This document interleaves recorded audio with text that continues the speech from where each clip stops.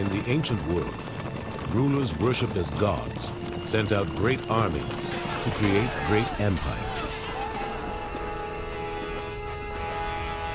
These emperors changed the course of history by conquering country after country. One tiny nation conquered again and again was the Israelites. Perhaps no people in history were more likely to be forgotten. But these were not just any people. These were the people of the book. The people of Abraham, the first to encounter the one true God. Of Moses, the only human being to see God face to face. And of David, warrior, king, and adulterer. The Israelite stories taught unique lessons about God. And in the hands of great rabbis like Hillel and preachers like Jesus of Nazareth, the Israelites' Bible would change how human beings understood what was right and what was wrong, and how they should treat one another. And against all odds, the Israelites would change human history as much as any empire that ever existed.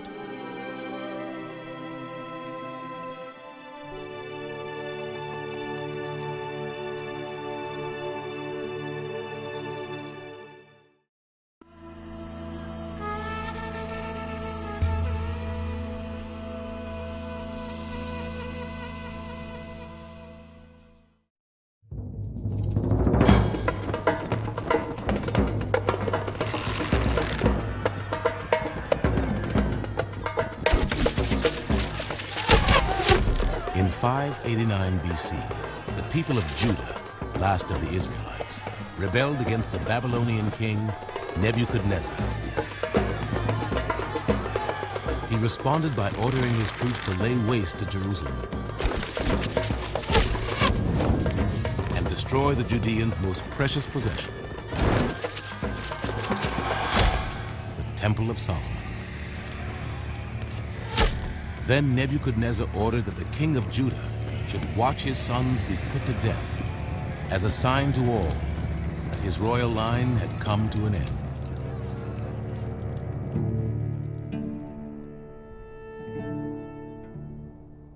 Afterward, the Babylonians led the people of Jerusalem into exile in Babylon.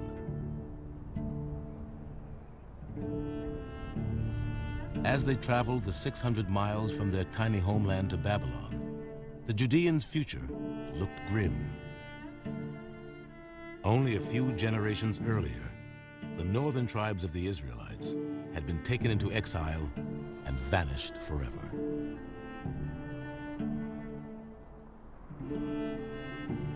Now the Judeans too seemed destined to disappear, with all memory they had existed as a people lost forever.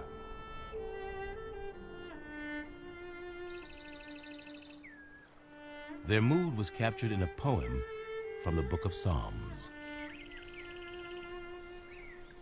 By the rivers of Babylon we sat and wept when we remembered Zion. On the poplars there we had hung up our harps, for our jailers asked us to sing them a song. But how can we sing a song of the Lord in a strange land?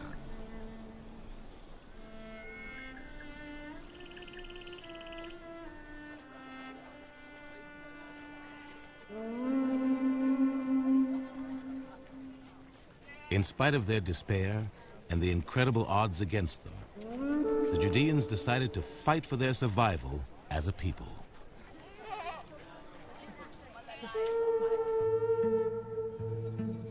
They chose to fight not with spears and swords, but by writing a book. In every spare moment they could find, the greatest of the Judean scribes began to rewrite and edit together stories about their past, which had been handed down to them by their ancestors. The book they compiled was the first edition of the most influential work in human history, the Hebrew Bible. The Bible was the first book. And you can argue it's good history writing or bad history writing. I think it's extraordinarily remarkable history writing for humans' first time out. But it is the first. It's the first time humans set down a story like that through many generations. And the fact that we did it so well the first time out and that it impacted for so long is, it's a wonder. The scribes were driven by what they saw as a sacred mission, to bring the lessons taught by the stories alive for their fellow exiles, so they would understand why they were in Babylon and how they could get home to Jerusalem. Their book was a guide to how the Judean exiles should live, not a literal history. Many skeptics today want to ask, are the stories in the Hebrew Bible true in any sense? They are true in some senses and not in others. In other words, the biblical writers want to expand upon events to shed light upon their meaning as they understood that meaning. We moderns say, but wait a minute, we want to know what really happened.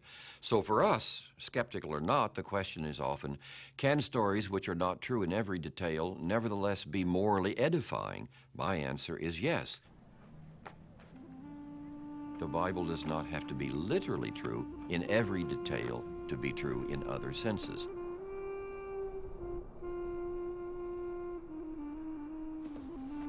The story said that the father of all Jews was Abraham. Abraham was born in the city of Ur in Mesopotamia.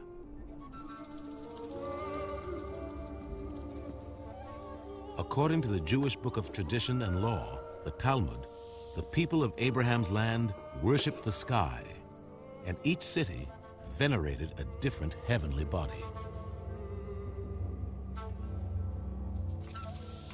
Abraham's father made and sold idols to the people of the city of Ur.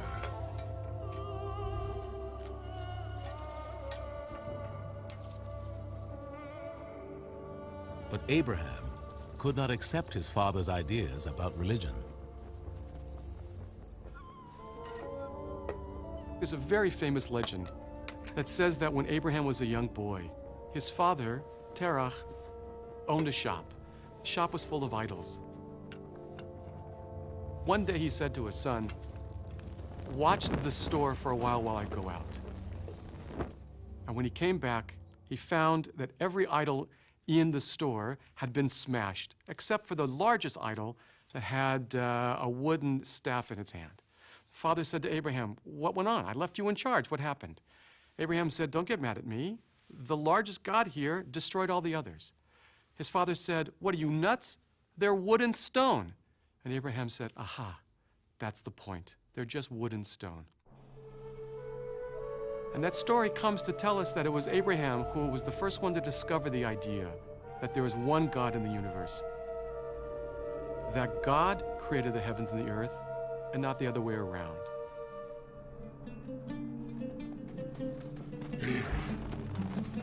According to the stories, once Abraham began to voice his belief that the universe was ruled by a single God, that God gave him a mission.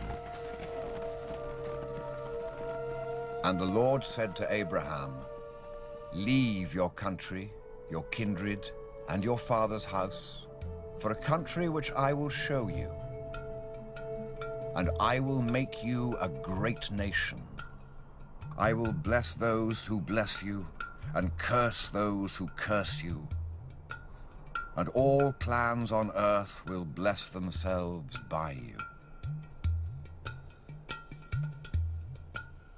The stories say God led Abraham to a land near Egypt called Canaan. In Canaan, God tested Abraham, and Abraham tried to learn about God. In their most disturbing meeting, God asked Abraham to sacrifice his son. Abraham, Abraham, God called. Take your son, your only son, your beloved Isaac, and offer him as a burnt offering on one of the mountains which I shall point out to you. Abraham took the wood for the burnt offering and loaded it on Isaac. When they arrived at the place, Abraham built an altar and arranged the wood. Then Abraham stretched out his hand and seized the knife to kill his son. But the angel of the Lord called to him from heaven, "Abraham, Abraham," he said, "do not raise your hand against the boy. For now I know you fear God. You have not refused your son, your only son. Take the ram which I have provided and sacrifice it instead."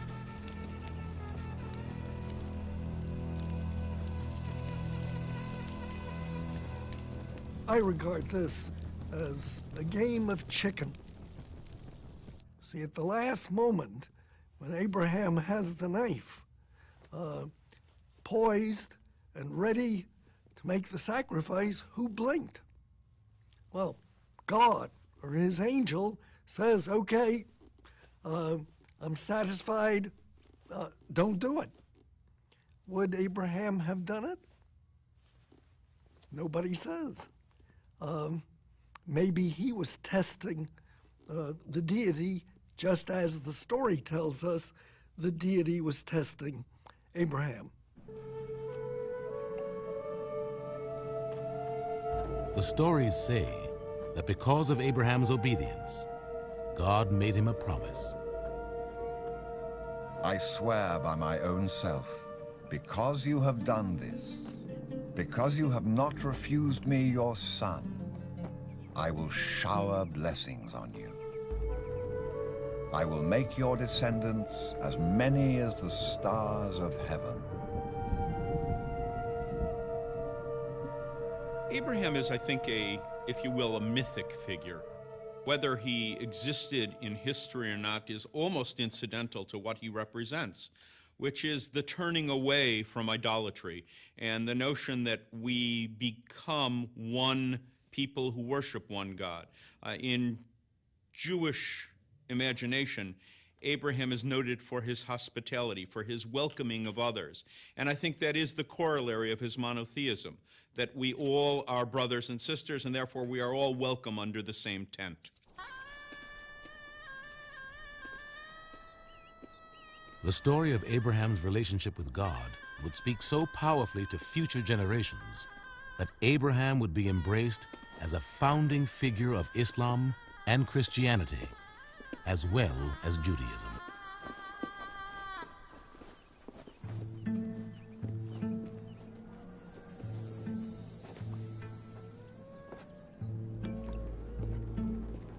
But for the scribes in exile in Babylon, simply writing down stories about their ancestors was not enough. Their great challenge was to make sense of their own world. How had the people that God promised Abraham he would make a great nation wound up on the verge of extinction in Babylon?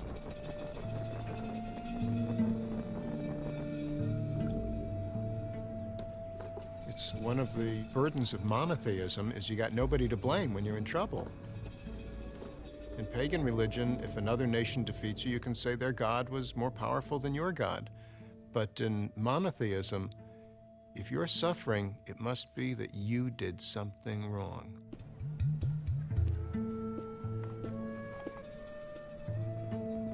The scribes' book was, above all, an explanation to their fellow exiles of what the Israelites had done to lose God's favor. The story began with the life of the man to whom the scribes devoted more words than any other. His name was Moses, and he was one of the most unlikely heroes ever portrayed. According to the Bible, Moses' ancestors had fled from Canaan to Egypt during a famine and been enslaved there. Then Moses had to flee Egypt after killing an Egyptian who was abusing an Israelite slave.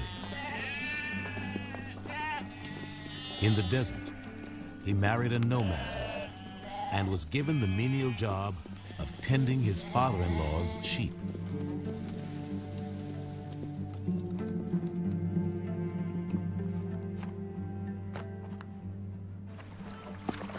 But God had a different job in mind for Moses. God appeared to him in a flame, blazing from the middle of a bush. Moses looked. There was the bush, blazing, but the bush was not being burnt up. Moses said, "I must go across and see this strange sight."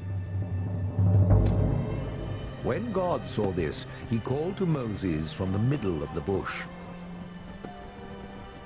"I am Yahweh, the God of your ancestors, the God of Abraham, the God of Isaac, the God of Jacob. I have seen the misery of my people in Egypt, and I am sending you to Pharaoh, for you to bring my people, the Israelites, out of Egypt." Moses said to God, "Who am I to go to Pharaoh and bring the Israelites out of Egypt?" God said, "I shall be with you." Moses then said to God, "Please, my Lord, send someone else, for I have never been eloquent. I am slow and hesitant of speech." The sense that we get from the Bible is that Moses is overwhelmed, humbled, and frightened.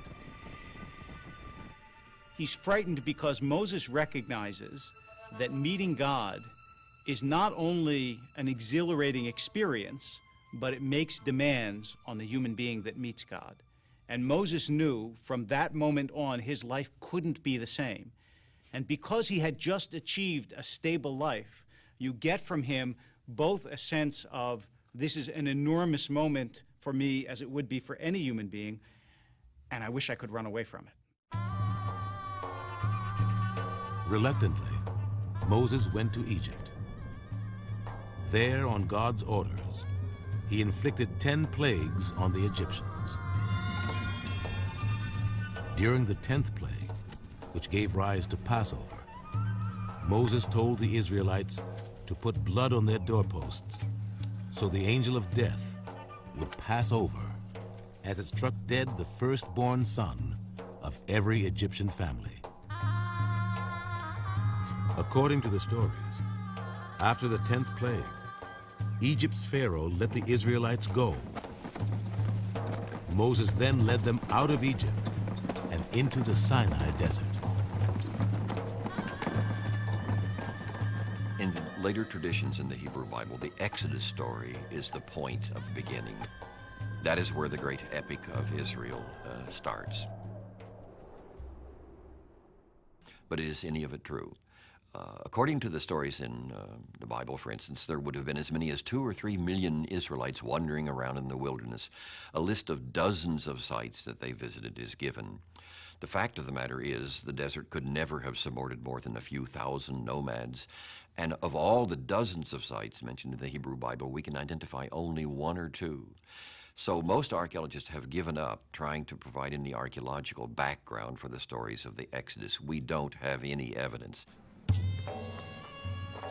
For the scribes, it was impossible to write an historically accurate account of what had taken place as much as 700 years before their time. What was possible was to communicate to their fellow exiles the eternal lessons that Moses' story taught. Modern scholarship disputes many parts of the story of the Exodus. But what is central about the story is not that it is factual, but that it is true. In other words, the story of the Exodus is a story that embodies some of the deepest and most profound truths of the human condition. What it is to be in the wilderness, what it is to hope for a promised land, what it is to escape slavery, and to be both bewildered and exhilarated by the prospect of freedom. And this is a story that is a sacred story because it not only embodies truths, but it embodies truths that are animated by and inspired by God. And so the story of the Exodus can actually be a story by which we lead our lives, even if there weren't 600,000 men that left Egypt, even if there were 5, even if there were none.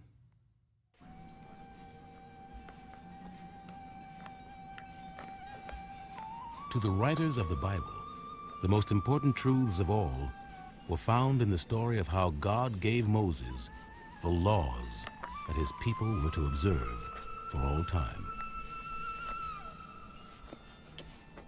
The Bible says God gave those laws to Moses in his only face-to-face meeting with a human being. The Lord descended on Mount Sinai and called Moses to the top of the mountain, and Moses went up. Then God spoke all these words. He said, I am Yahweh, your God, who brought you out of Egypt. You shall have no other gods to rival me. You shall not make carved images, or bow to them, or serve them. You shall not misuse the name of Yahweh. Remember the Sabbath day and keep it holy. Honor your father and your mother. You shall not kill. You shall not commit adultery. You shall not steal. You shall not give false evidence. You shall not set your heart on any of your neighbor's possessions.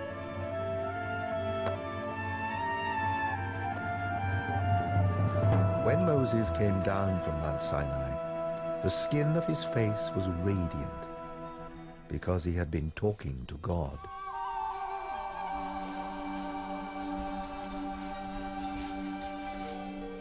The revolution in the Ten Commandments was that God cares not so much for how human beings treat God.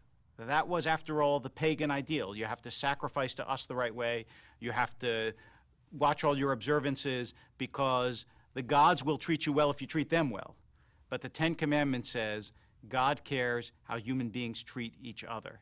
It shifted the focus from you honor God by treating God well to you honor God by treating well the person standing in front of you. The Ten Commandments summarized the essence of the Jewish message for all the ages. To the scribes, what happened at Sinai was key to understanding why they were in trouble with God. For the Ten Commandments were the heart of a binding covenant between God and the Israelites. One of the great discoveries of scholarship of the last century was that in the ancient Near East, there were all sorts of legal documents, treaty documents between nations and individuals. And in the Bible, the covenant between God and Israel follows the form of those ancient treaties. It's in the legal terminology of the day. It would be as if the covenant were given today, it would say something like, well, hereinafter in this covenant, God will be known as the party of the first part, and Israel will be known as the party of the second part. Whereas the party of the first part brought the party of the second part out of the land of Egypt, out of the house of bondage, therefore you shall have no other gods, and so on. The covenant is really in legal terminology. It was understood to be a contract between God and Israel. God has done this, this, and this for you. Now here's what you have to do. After Sinai, all the rest of the stories of the Israelites would, at their core, be about whether or not they had obeyed God's commandments. It was a challenge they would face without Moses to guide them. For according to the stories, after leading his people through the desert to the promised land of Canaan, Moses himself was forbidden by God to enter. Moses went up Mount Nebo, and Yahweh showed him the whole country. This is the land which I made an oath to give to Abraham, Isaac, and Jacob, saying, I shall give it to your descendants. I have allowed you to see it, but you shall not cross into it. Then Moses, servant of Yahweh, died. Since then, there has never been such a prophet as Moses, the man who knew Yahweh face to face.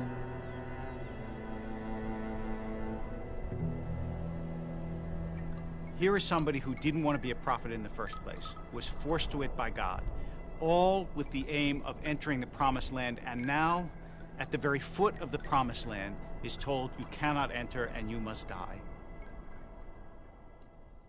And the pain of that moment, and the sense that we have that Moses' life, for all its triumphs, was ultimately a life of frustration, is almost unbearable. And the only thing that makes it possible for the reader to go on is that the Bible ends by saying that Moses saw God face to face. So even though Moses didn't get to see the land, which was the aim of his life, he did get to see God, which the Bible tells us is the aim of every life. The stories say that after Moses' death, the Israelites invaded the land of Canaan. God made the walls of Jericho fall before them, and they swept the Canaanites from the land in a series of great military victories. But according to historical evidence, the Israelites did not invade Canaan at all, but were in fact Canaanites themselves. Why would archaeologists today argue that the earliest Israelites are not newcomers to Canaan at all, but indigenous peoples? How do we know that? We know it from such things as their pottery, which is in the old late Bronze Age Canaanite tradition. There is nothing new in the pottery of these 12th century settlements that we call Israelite. They're making a style of pottery that local people had made for centuries. We also know that the oldest passages of the Hebrew Bible describing Israelite religion make it look very much like Canaanite religion. So the continuities between Canaanite culture of the late Bronze Age and so-called Israelite culture of the Iron One are very striking.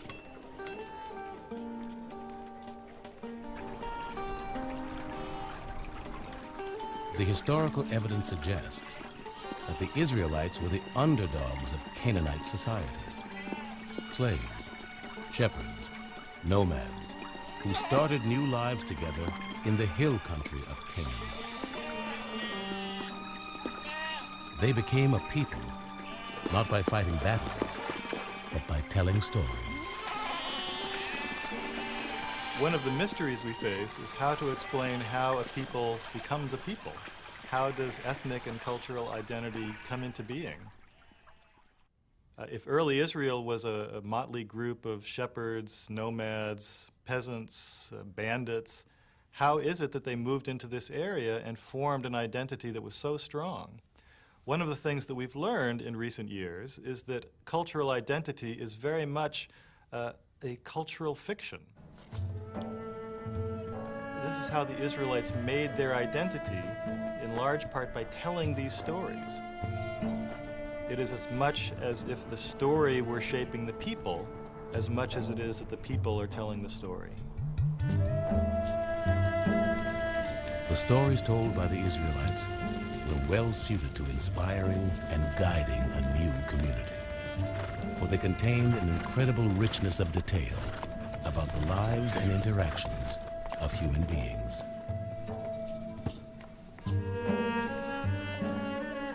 After they became a people, the Israelites continued to tell stories which explored the good and evil inside the human heart, to teach lessons about God and his covenant with Israel.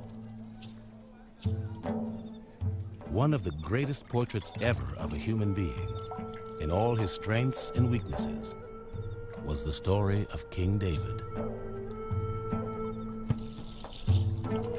David is a story of a human being that really throbs with realism. It's not just a hero story, it's a story of a highly dysfunctional family and a very flawed man, but a man who could not be ignored. And that inspired some early literary genius, perhaps the first literary genius in history, to set this man's life down on paper, or, if you will, on parchment. In the first story told about him, David was only a peasant boy. Until one day, God spoke to the prophet Samuel. I am sending you to Jesse of Bethlehem, for I have found myself a king among his sons. Samuel journeyed to Jesse's home to search for the future king. Samuel looked at Jesse's eldest son, but Yahweh said to Samuel, "Take no notice of his appearance or his height, for I have rejected him. I do not see as human beings see. They look at appearances, but I look at the heart." One by one, God told Samuel to reject 7 of Jesse's sons. Samuel then asked Jesse, "Are these all the sons you have?" Jesse replied, "Only the youngest is left. He is looking after the flock."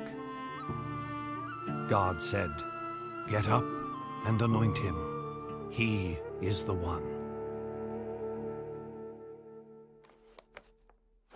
The Israelites already had a king named Saul, but he was a tormented man who had angered God. Unaware of David's destiny, Saul brought the young boy into his palace to play the harp to soothe his spirits. Soon, David was like a son to Saul. Then one day, word reached the palace that the greatest warrior of the Philistines, Goliath, had challenged the Israelites to send someone out to fight him, one-on-one. No one dared to take up the challenge, except for the king's young harvest. With his sling in his hand, David went to meet Goliath. The Philistine looked at David, and what he saw filled him with scorn, because David was only a boy. The Philistine said to him, "Come over here, and I will give your flesh to the birds of the air and the beasts of the field."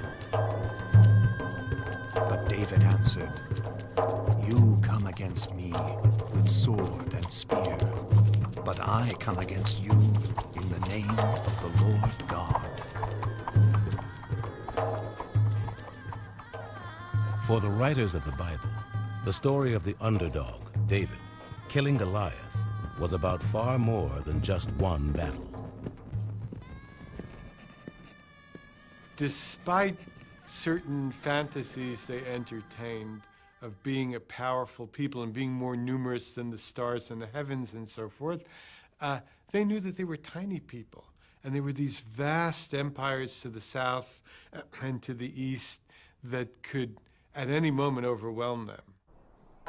So again and again, they stress the idea that there is something more important in the affairs of men than physical power.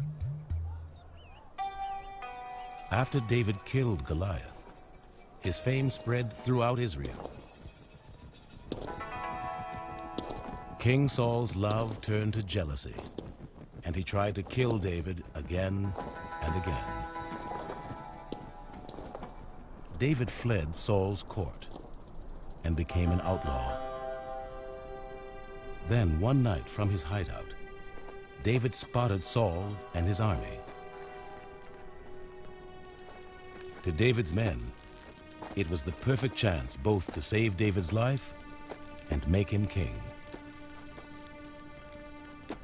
In the dark, David and one of his men made their way towards the enemy force and found Saul lying asleep inside the camp.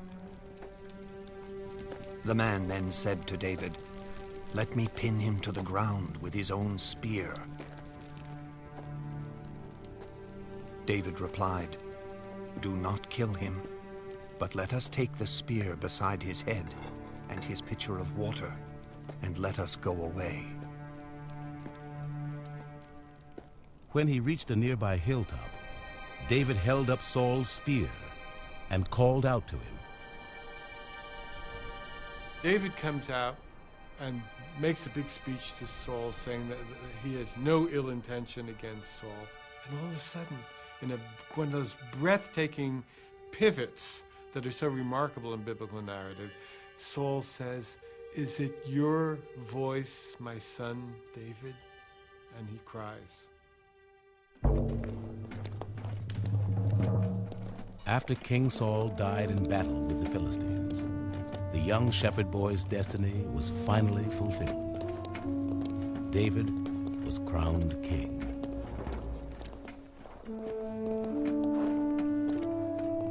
But using his new power wisely turned out to be David's greatest challenge.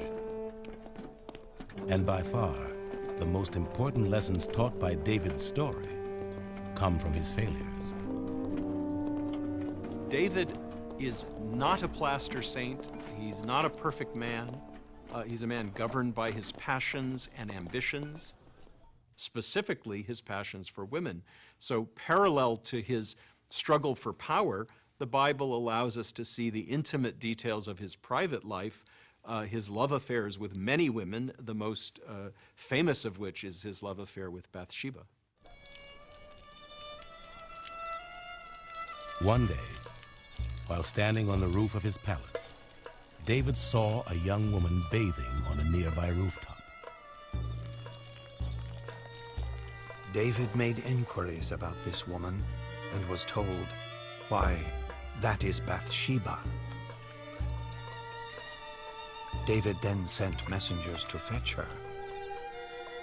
She came to him, and he lay with her. When Bathsheba told him she was pregnant, David arranged to have her husband killed in battle.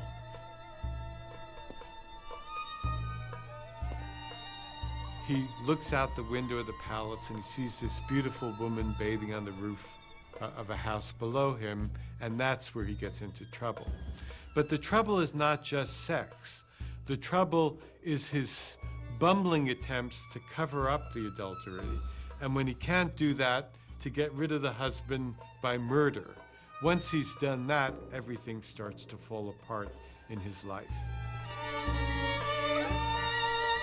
After David married Bathsheba, God sent a prophet to confront him.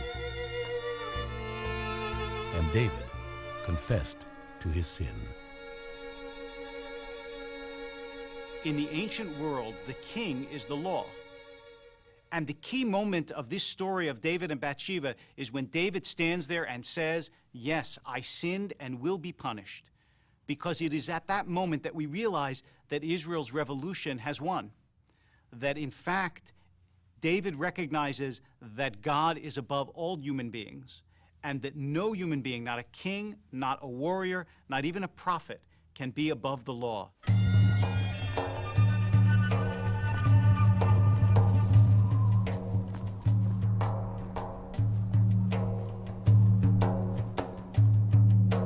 In punishment for his sin, God cursed David and his descendants. "For this, your household shall never be free of the sword. You have worked in secret, but I shall work for all Israel to see. In his later years, David would be betrayed by his favorite son and grow to be a frail and lonely old man.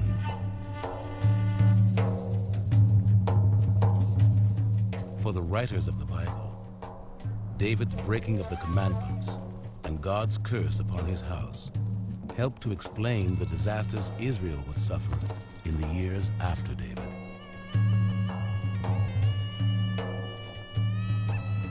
The Bible says, and the archaeological record confirms, that in 720 BC, the Assyrians conquered the northern 10 tribes of the Israelites and deported them to the far-flung reaches of their empire. Before long, they assimilated with their new neighbors, and most of the Israelites were lost forever from the pages of history. Soon after, the Assyrians began to threaten the last remaining tribe of the Israelites, Judah. The account of what happened is one of the most important in the Bible, for hidden within it is the surprising story of how monotheism actually took root in Judah.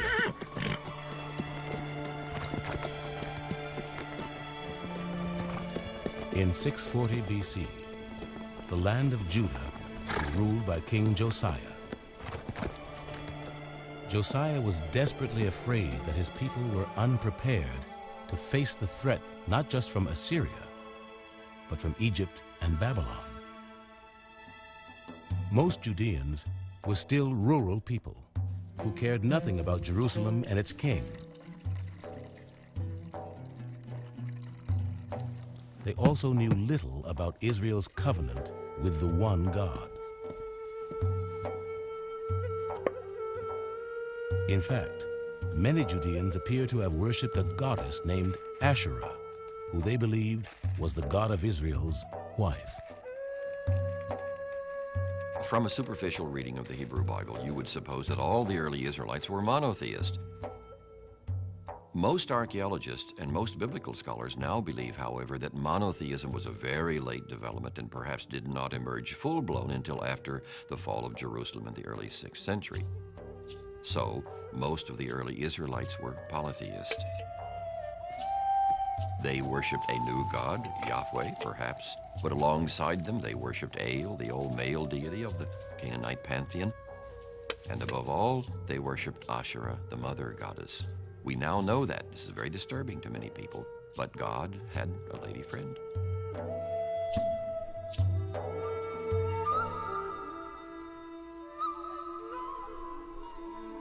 But King Josiah and his allies among the temple priests in Jerusalem decided to rally the nation around the belief in one all-powerful God. And so, in 622 BC, they claimed that deep within the temple, they had found an unknown book written by Moses called Deuteronomy. While they were cleaning out the temple, suddenly someone comes running out to the high priest. Look, we found a book in the temple. Now, from the language in which this book is quoted, we know that we are dealing with the book of Deuteronomy. Contemporary scholars believe that the book of Deuteronomy was actually written around that time and placed in the temple to be discovered in order to motivate the reform. The book of Deuteronomy banned the worship of Asherah and other pagan gods. Even more important, it said that Yahweh himself could only be worshipped at the temple in Jerusalem. And so, according to the Bible, Josiah sent his troops to the mountaintops, where Israelites had been making sacrifices for centuries. Josiah destroyed all the shrines on the high places which the kings of Israel had built to provoke Yahweh's anger. All the priests of the high places who were there, he slaughtered on the altars. And on those altars burned the human bones.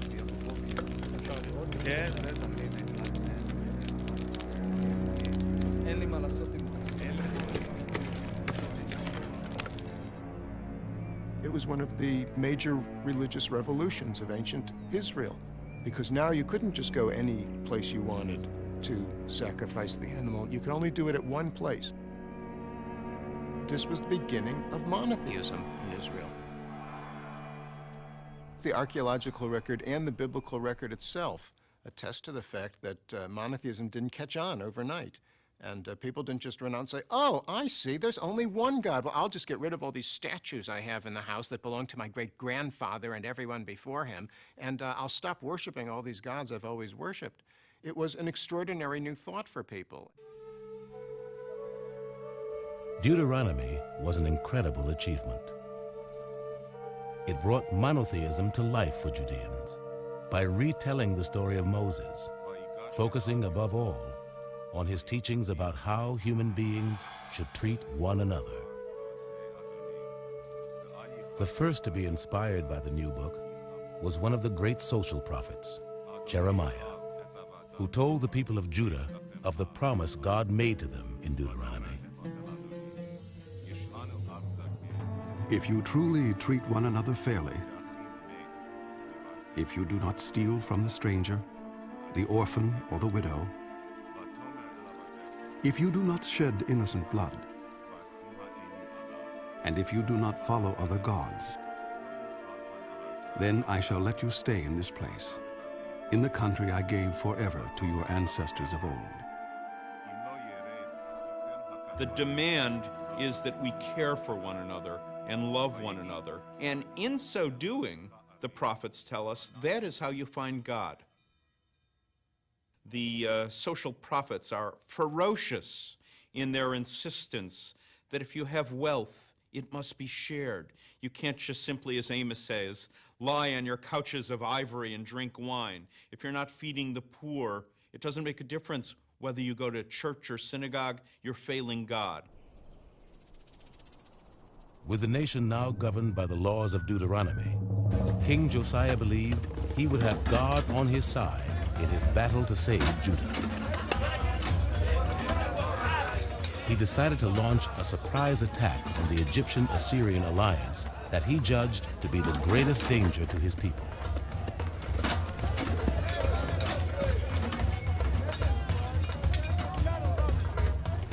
In 609 BC, Josiah and his men ambushed an Egyptian army. But in the battle that followed, the Judeans were routed, and King Josiah was killed.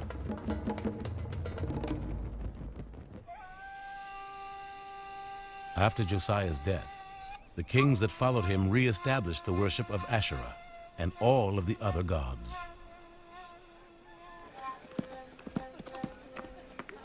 In response to their abandonment of monotheism, the prophet Jeremiah told the people of Judah that he had received an ominous message from God. The word of Yahweh came to me. Make your way down to the potter's house. So I went down to the potter's house, and there he was, working at the wheel. But the vessel he was making came out wrong, as may happen with clay when a potter is at work. So he began over again. Then the word of Yahweh came to me. House of Israel, can I not do to you what this potter does? Listen, I am preparing a disaster for you. According to Jeremiah, God was so angry, he decided to send the Judeans into exile and start over.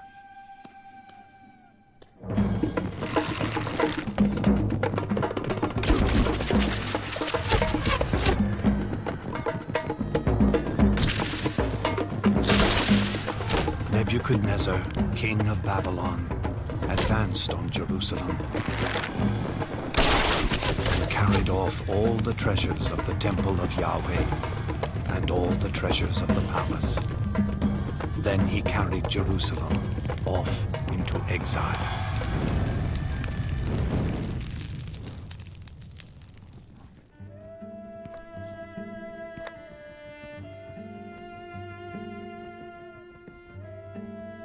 With the Babylonians' conquest of Judah, the scribes had come to the end of their story of how the chosen people were sent into exile.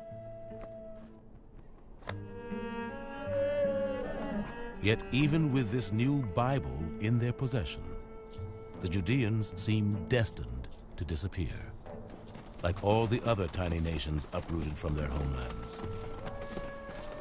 For in a world where empires swept away all who stood in their path, how could a book of stories save a people from extinction?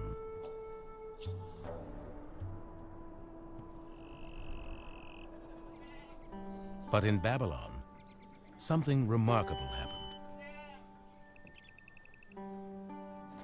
As the Judean exiles read and studied the Bible, their vision of who they were was transformed. These would be great stories even if they were just stories about the past. But for the people of Israel, these stories were their story.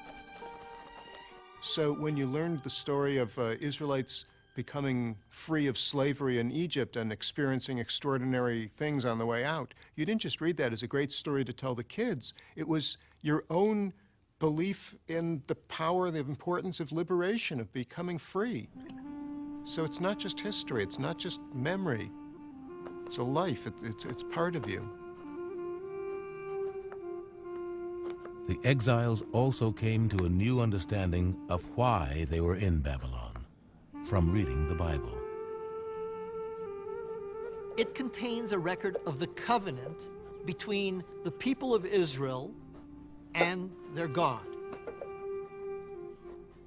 But it also lists the penalties for violating the covenant. And among the penalties that are listed is exile. Here you have a historical book that tells a religious story. It's not a real historical book. It's a vehicle expressing a religious philosophy. But the religious philosophy is God is fair, and if you are punished, there's a reason for it. The stories also contained another message. For those who accepted their guilt and changed their ways, there was hope. If you return to your God, if with all your heart and all your soul you obey his voice, then he will bring back your captives. Should you have been banished to the very sky's end, your God will gather you again, even from there.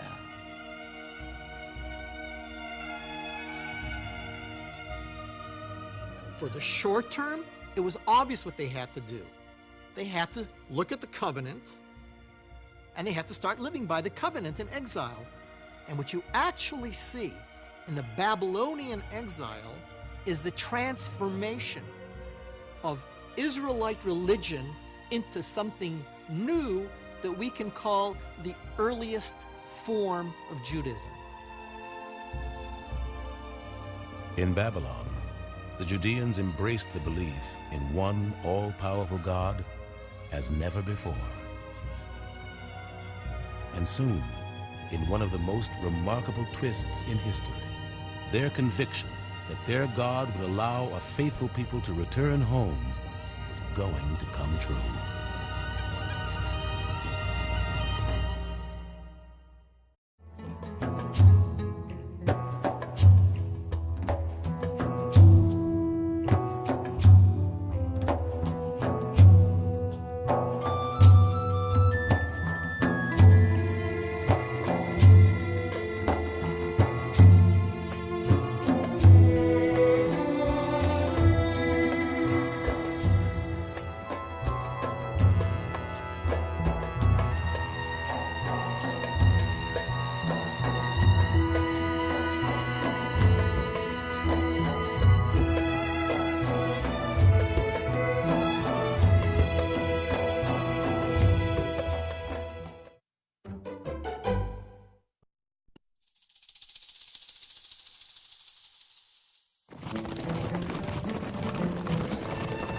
In the ancient world, rulers worshipped as gods sent out great armies to create great empires. These emperors changed the course of history by conquering country after country. One tiny nation conquered again and again was the Israelites. Perhaps no people in history were more likely to be forgotten. But these were not just any people. These were the people of the book. The people of Abraham, the first to encounter the one true God. Of Moses, the only human being to see God face to face. And of David, warrior, king, and adulterer. The Israelite stories taught unique lessons about God. And in the hands of great rabbis like Hillel and preachers like Jesus of Nazareth, the Israelites' Bible would change how human beings understood what was right and what was wrong, and how they should treat one another. And against all odds, the Israelites would change human history as much as any empire that ever existed.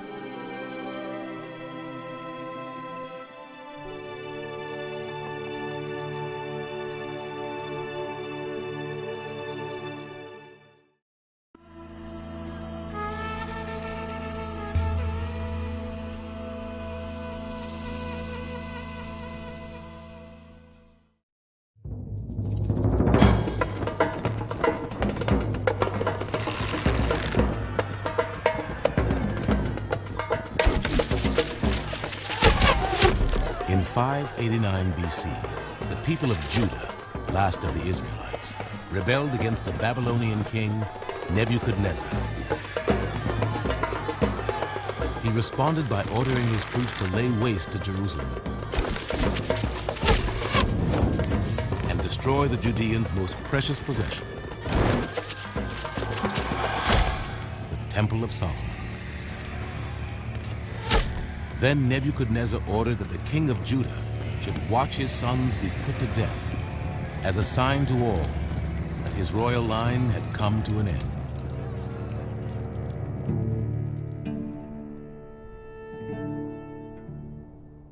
Afterward, the Babylonians led the people of Jerusalem into exile in Babylon.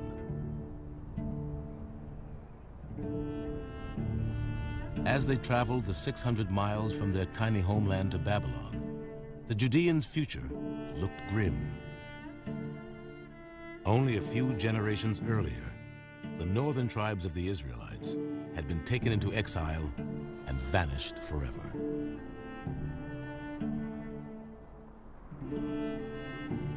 Now the Judeans too seemed destined to disappear, with all memory they had existed as a people lost forever.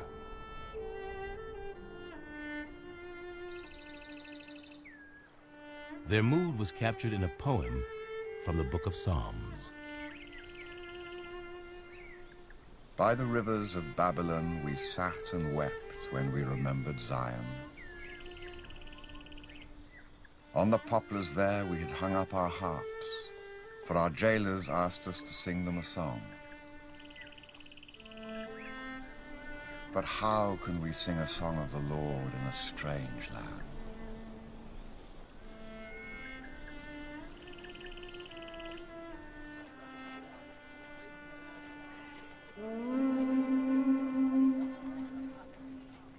In spite of their despair and the incredible odds against them, the Judeans decided to fight for their survival as a people.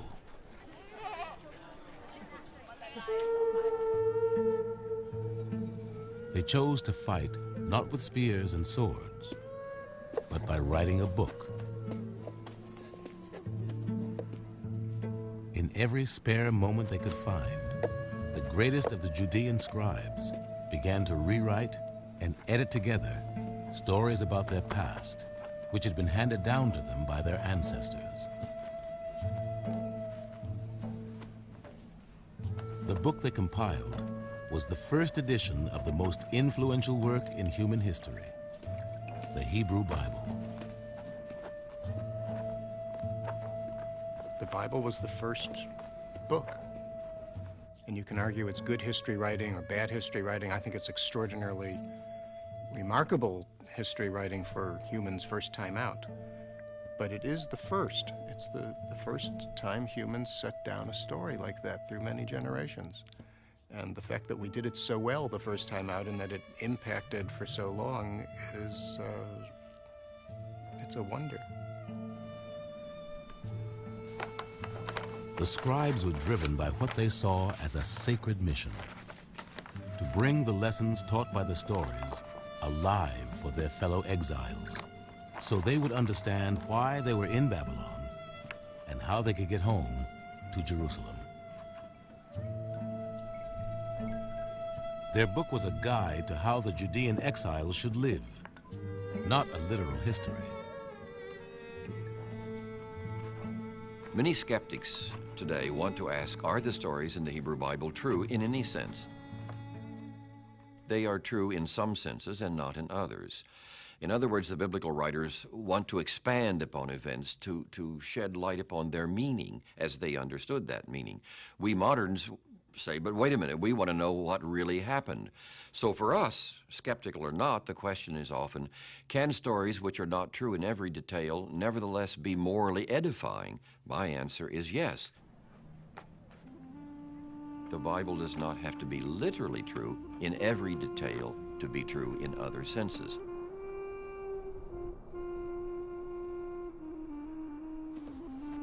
The story said that the father of all Jews was Abraham. Abraham was born in the city of Ur in Mesopotamia.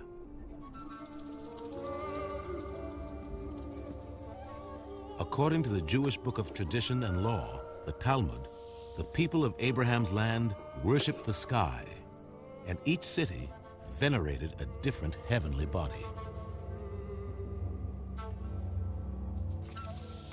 Abraham's father made and sold idols to the people of the city of Ur.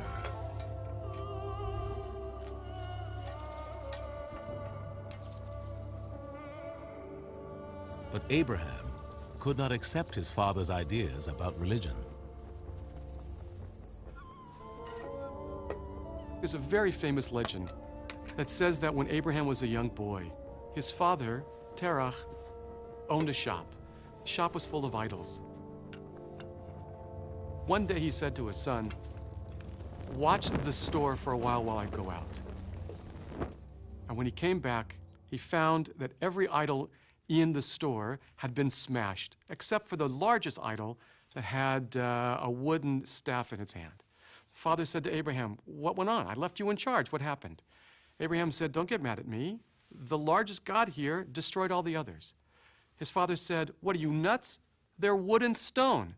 And Abraham said, "Aha, that's the point. They're just wood and stone." And that story comes to tell us that it was Abraham who was the first one to discover the idea that there is one God in the universe. That God created the heavens and the earth, and not the other way around.